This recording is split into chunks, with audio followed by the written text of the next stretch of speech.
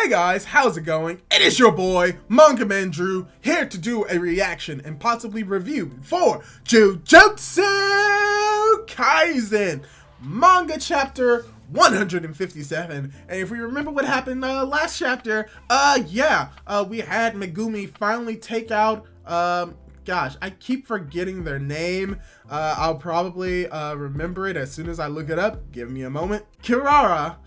We had Megumi take down Kirara. We learned Kirara's curse technique, which is the Southern Cross, which was a very interesting technique, and we saw how it was able to work in this fight, and we saw how Megumi was able to defeat them. So most likely in this upcoming chapter, chapter 157, we're going to see the second side of this fight, which is going to be Itadori versus Hikari. So I cannot wait to react to it. So with that in mind, I'm going to react to it right now.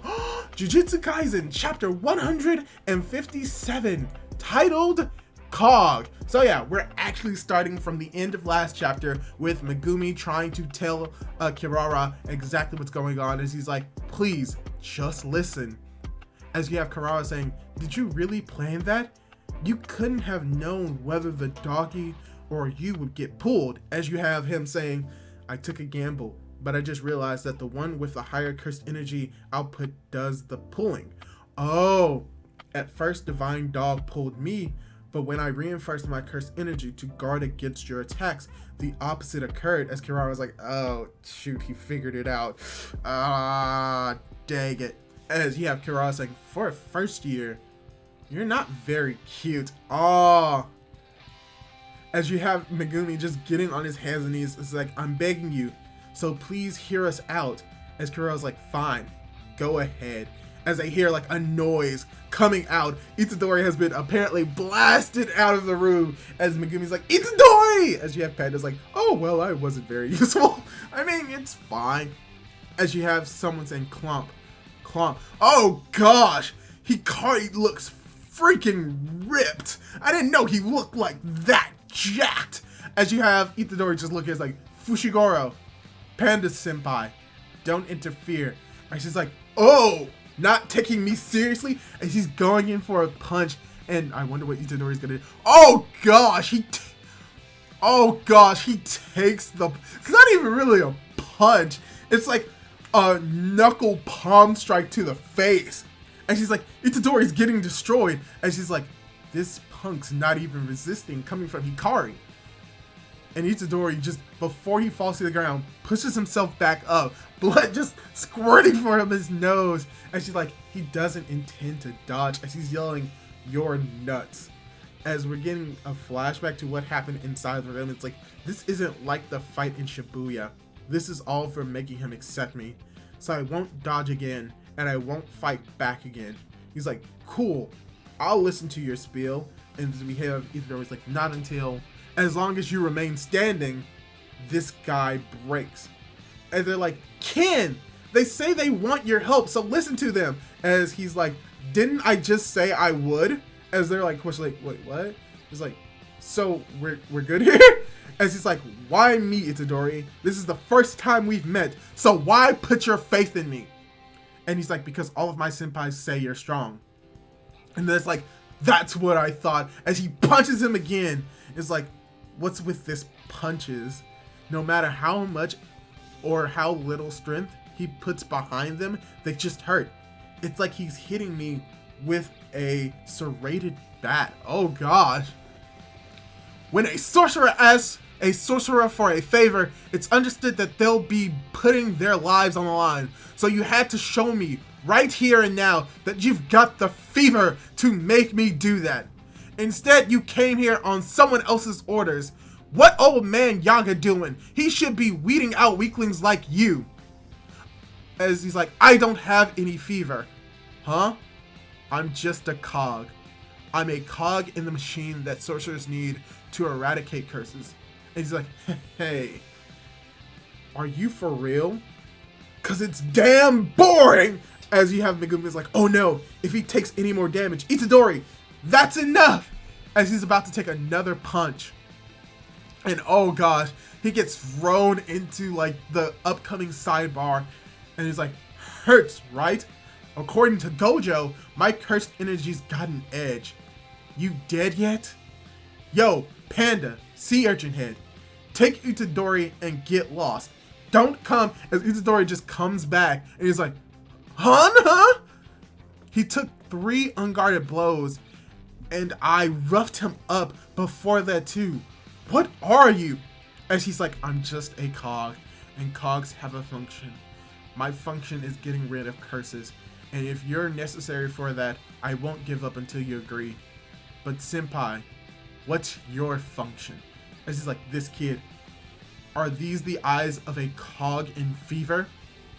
And she's like, fine, I'll just keep punching. As you have Kirara's like, Ken, isn't he hot enough for you yet? And he's like, twitch. And he's like, it's true. And the fever never lies. And she's like, get down here, you two. Let's cut a deal. Kirara's smart. He's like, huh? Is that all resolved now? Did he just get him to agree? He's like, yeah. As Megumi's like, thanks. As Kirara's like, no problem. As Kirara's like, I still hate the big shots, but Ken's fever burned the hottest when he was helping people while at Jujutsu High. As he's like, And he's just, okay, that was easily resolved. You know what? It's weird. Okay, let's go through this. How did this chapter play out?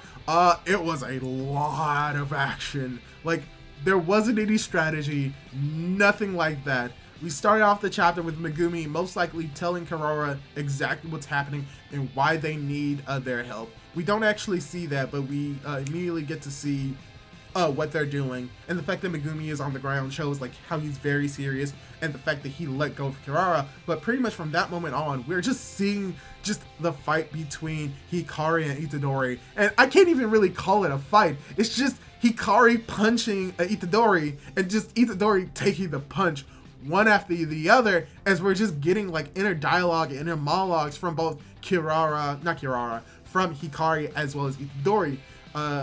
Itadori is like viewing himself as a cog, which I think is very interesting because now we're getting his perspective after what happened at Shibuya, how he views himself now. Instead of just viewing himself as someone that just wants to die, he views himself as a cog in the machine, and that what that machine is doing is destroying cursed spirits. So it's very interesting to see how much he has changed over the Shibuya incident, and how he's not really a different character, but his mindset is definitely different. So it's good to see that with Itadori, as well as we're getting a little bit more insight to Hikari and how he fights, and how he's like, oh yeah, I'll listen to you as long as this guy is still standing. So he just continuously beats him down, as we have Megumi and the rest trying to interfere, but unfortunately they're unable to do so. And after Hikari thinks that he has beaten down Itadori to the ground, and how he doesn't think that Itadori doesn't have the fever, that this fight made him have the fever, based off what Kirara says, and the fact that Itadori was able to stand up after all of those fights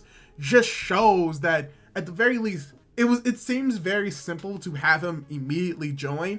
But what's very interesting is that it wasn't Itadori that actually made him join their side, but it was just Kirara telling him that, hey, aren't you really heated up thanks to this guy? Maybe you should listen to him. So it's very interesting to see that even though they came here to convince Hikari, that the ones that actually convinced Hikari wasn't any of them, but it was actually the person closest to Hikari, which is Kirara. So that was very interesting, and I sort of kind of like that. So we're most likely going to get a little bit more into Hikari moving into the story, because now he's technically on the side, and that the fever that he was looking for was only the hottest when he was at Jujutsu High. So it's very interesting to see that we possibly are going to get a little bit more backstory to that, as well as we get a little tidbit about how his, not necessarily his cursed technique works, but how his cursed spirit, his cursed energy works, and how unlike other cursed spirits or other cursed energy, it has a quote-unquote edge to it, which could imply that his natural cursed energy is